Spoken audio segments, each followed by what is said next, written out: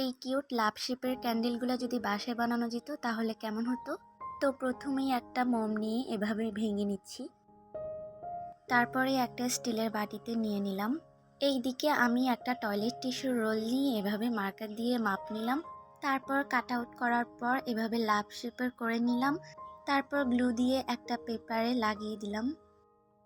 আগে থেকে ভাঙা মোমের মধ্যে আমি একটা কালার দিয়ে দিলাম, এরপর গলিয়ে সুতাটাকে আমি উঠিয়ে নেব। আগে থেকেই বলে দিই, আমি যে কালারটা দিছিলাম ওইটা এতটা উজ্জ্বল হয় নাই, আপনারা যদি করেন তাহলে অন্য কালার দিবেন। তো লাভ শেপের এটাতে আমি মোমটাকে ঢেলে সুতাটা বসিয়ে দিব। আমি অন্য কালার নিয়ে এখানে আরেকটা লেয়ার্স দিছিলাম, এভাবে আমি 3 লেয়ার্স দিলাম। কাগজটাকে তারপর ছিঁড়ে ফেলবো। তো আমি ব্লেড দিয়ে একটু সাইজ করে সুতাটাকে কেটে নিলাম। পিঙ্ক কালার দিলে মনে হয় আরেকটু সুন্দর হইতো, এমনি এটাও